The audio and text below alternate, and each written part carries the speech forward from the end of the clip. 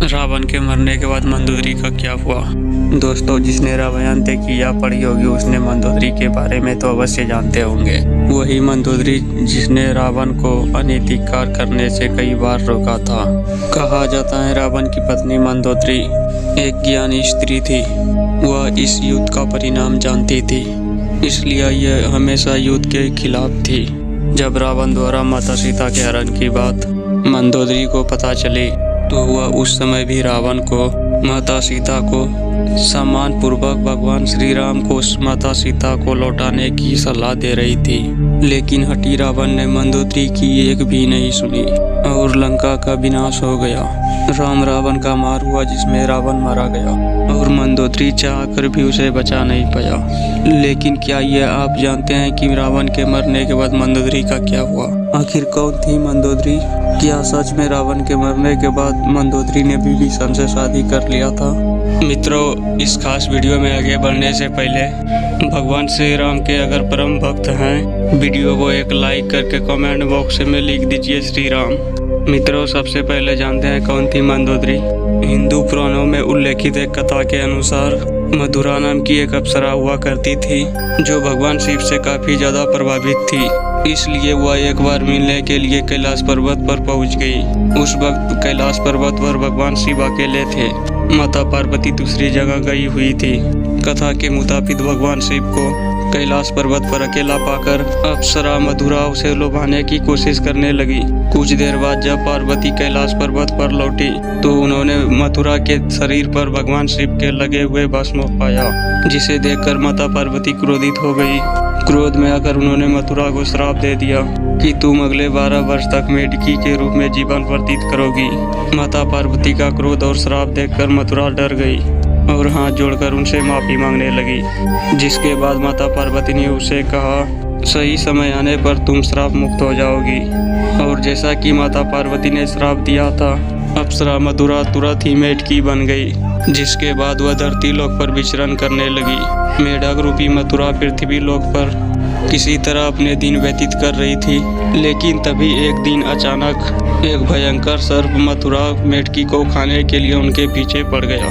मेढकी मथुरा अपने जान बचाने के लिए भागने फिरने लगे। भागते भागते वह सत ऋषियों के आश्रम में पहुंच गए, जहां उन्होंने खीर बनाने के लिए खीर के बहुत बड़े बर्तन लकड़ी के चूल्हे पर चढ़ाए हुए थे। जब सांप ने मेढकी मथुरा को दौड़ाया, वह उछलकर उसी खीर के बर्तन पर बैठ गए। जब सांप उसके सामने आया तो वह मेढकी एक छोर से उछलकर दूसरे छोर पे चले गए। सांप भी उस मेढकी को पकड़ने के लिए बर्तन पर चढ़ गया और दूसरे छोर पर जाने का कोशिश करने लगा। लेकिन दुर्भाग्य से वह फिसलकर खीर के बर्तन में गिर गया और खीर गर्म होने के कारण वह गिरते ही उसमें मर गया। किंतु मेढकी बनी उस मथुरा को चिंता सताने लगी कि जब वह ऋषिगण यहाँ आएंगे और यह खीर खाएंगे तो जहरीले सांप की वजह से उन सभी की मृत्यु हो जाएगी। और मथुरा यह हरगिज नहीं चाहती थी कि उसकी वजह से सब ऋषियों की जान जाए। इसलिए वह वहीं बैठकर ऋषियों की इंतजार करने लगी। जैसे ही ऋषि आई तो वहाँ उनके सामने ही वह मेढक खीर के बर्तन में कूद गए। ऋषियों ने खीर के बर्तन में मेढकी को कूदते हुए देख लिया, इसलिए उन्होंने सोचा कि अब तो ये खीर खाने लायक नहीं है और उन्होंने खीर को वहीं फैला दिया। खीर फैलाने पर उन्होंने देखा कि एक मेढकी के अलावा उसमें एक सांप मरा हुआ है। यह देखकर सत ऋषि तुरंत ही समझ गए, इस मेढकी ने हम ऋषियों की जान बचाने के लिए अपनी जान दे दी।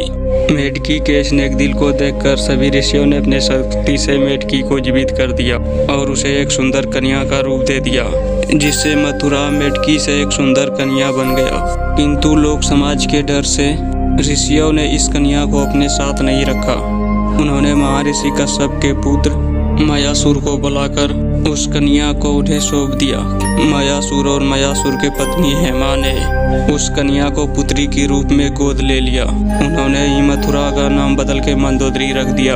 अगर हम बात मंदोदरी के पिता मयासुर का करें तो उसे राक्षसों का विश्वकर्मा कहा जाता था। उसे ब्रह्मा जी से विशेष वरदान प्राप्त था।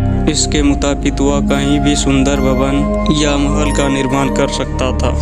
मयासुर ने ब्रह्मा के वरदान के प्रभाव से ही अपने पत्नी हेमा के लिए मंडोर जैसे खूबसूरत नगर का निर्माण किया था, जो कि वर्तमान में जोधपुर का मंडोर है।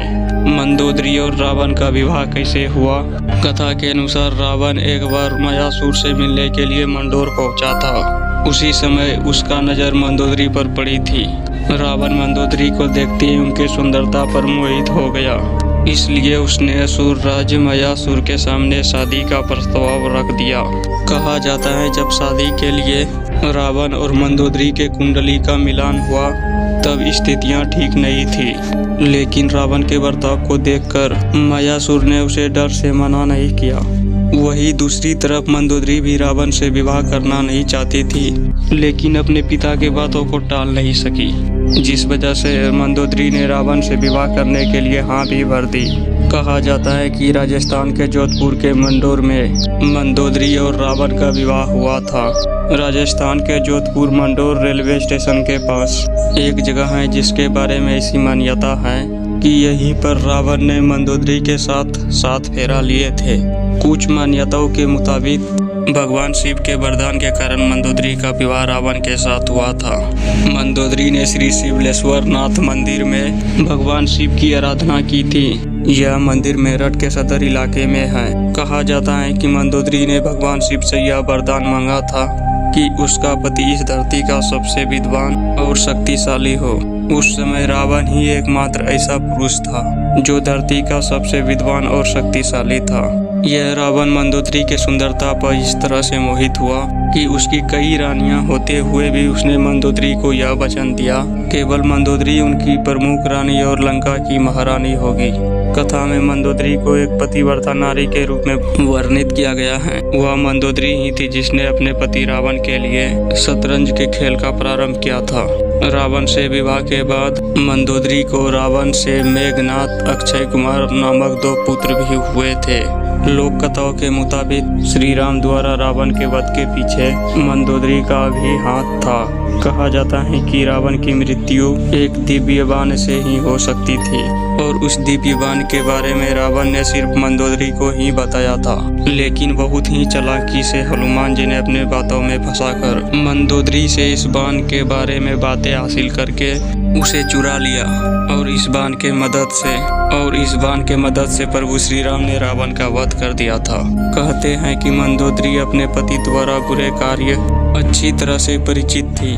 वह हमेशा रावण को यही सलाह देती थी कि बुराई के मार्ग को छोड़कर सत्य की शरण में आ जाए, लेकिन अपने ताकत पर घमंड करने वाले रावण ने मंदोदरी के बात पर गंभीरता नहीं किया और उसका परिणाम तो आप सभी जानते ही हैं।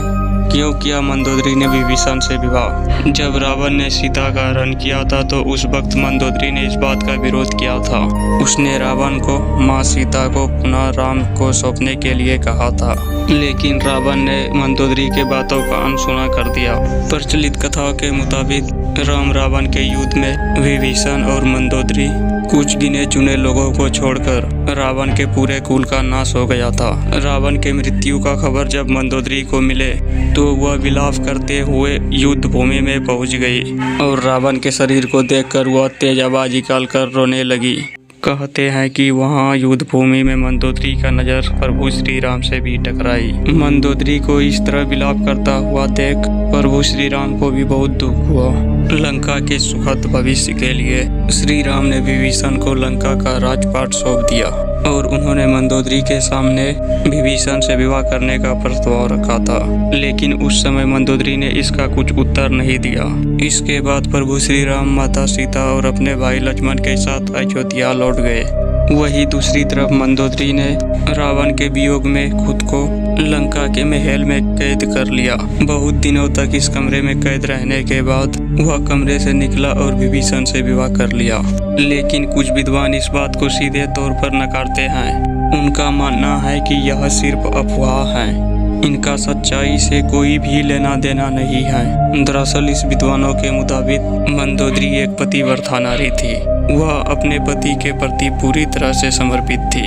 इतनी महान, ज्ञानी और पतिव्रता नारी ऐसा निर्णय नहीं ले सकती। ऐसे में रावण के मृत्यु के बाद मंदोदरी से विभीषण का विवाह करना एक लोक कथा के अलावा और कुछ भी नहीं हो सकता है।